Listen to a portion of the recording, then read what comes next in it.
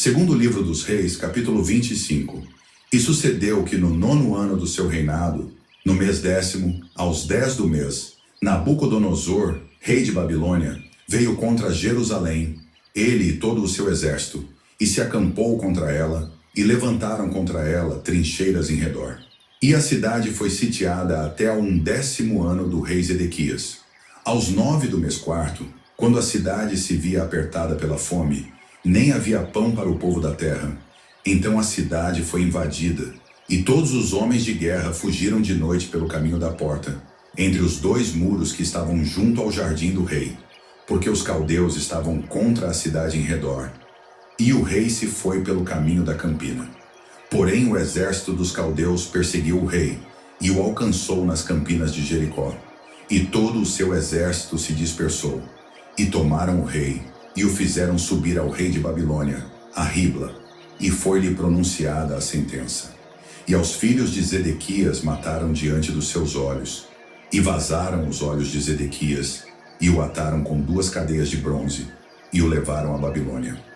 E no 5º mês, no 7º dia do mês, este era o ano 19º de Nabucodonosor, rei de Babilônia, veio Nebuzaradã, capitão da guarda, servo do rei de Babilônia, a Jerusalém, e queimou a casa do Senhor e a casa do rei, como também todas as casas de Jerusalém, e todas as casas dos grandes queimou. E todo o exército dos caldeus, que estava com o capitão da guarda, derrubou os muros em redor de Jerusalém. E o mais do povo que deixaram ficar na cidade, os rebeldes que se renderam ao rei de Babilônia, e o mais da multidão, Nebuzaradã, o capitão da guarda, levou presos. Porém dos mais pobres da terra deixou o capitão da guarda ficar alguns para vinheiros e para lavradores. Quebraram mais os caldeus as colunas de cobre que estavam na casa do Senhor, como também as bases e o mar de cobre que estavam na casa do Senhor, e levaram o seu bronze para a Babilônia. Também tomaram as caldeiras, as pás, os apagadores, as colheres e todos os vasos de cobre com que se ministrava. Também o capitão da guarda tomou os braseiros e as bacias, o que era de ouro puro, em ouro, e o que era de prata, em prata. As 2 colunas, um mar, e as bases que Salomão fizera para a casa do Senhor. O cobre de todos estes vasos não tinha peso. A altura de uma coluna era de 18 côvados, e sobre ela havia um capitel de cobre, e de altura tinha o capitel 3 côvados. E a rede e as romãs em redor do capitel, tudo era de cobre, e semelhante a esta era a outra coluna com a rede. Também o capitão da guarda tomou a Seraías, primeiro sacerdote, e a Sofonias, segundo sacerdote, e aos 3 guardas do umbral da porta.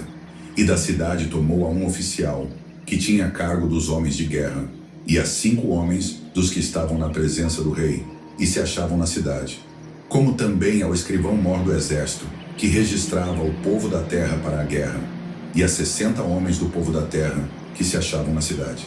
E tomando-os Nebuzaradã, o capitão da guarda, os levou ao rei de Babilônia, a Ribla. E o rei de Babilônia os feriu e os matou em Ribla, na terra de Ramate. E Judá foi levado preso para fora da sua terra. Porém, quanto ao povo que ficara na terra de Judá, que Nabucodonosor, rei de Babilônia, deixou ficar, pôs sobre ele por governador a Gedalias, filho de Aicão, filho de Safã. Ouvindo, pois, os capitães dos exércitos, eles e os seus homens, que o rei de Babilônia pusera a Gedalias por governador, vieram a Gedalias, a Mispá, a saber, Ismael, filho de Netanias, e Joanã, filho de Careá, e Seraías, filho de Tanumete, o neto Fatita, e Jazanias, filho do Macatita, eles e os seus homens. E Gedalias jurou a eles e aos seus homens, e lhes disse: Não temais ser servos dos caldeus. Ficai na terra, servi ao rei de Babilônia, e bem vos irá. Sucedeu, porém, que no 7º mês veio Ismael, filho de Netanias, o filho de Elisama, da descendência real, e 10 homens com ele, e feriram a Gedalias, e ele morreu, como também aos judeus e aos caldeus que estavam com ele em Mispá. Então todo o povo se levantou, desde o menor até o maior, como também os capitães dos exércitos, e foram ao Egito, porque temiam os caldeus.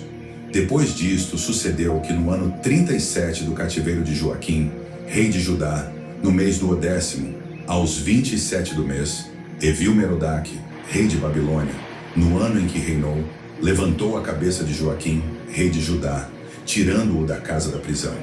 E lhe falou benignamente, e pôs o seu trono acima do trono dos reis que estavam com ele em Babilônia. E lhe mudou as roupas de prisão, e de contínuo comeu pão na sua presença todos os dias da sua vida.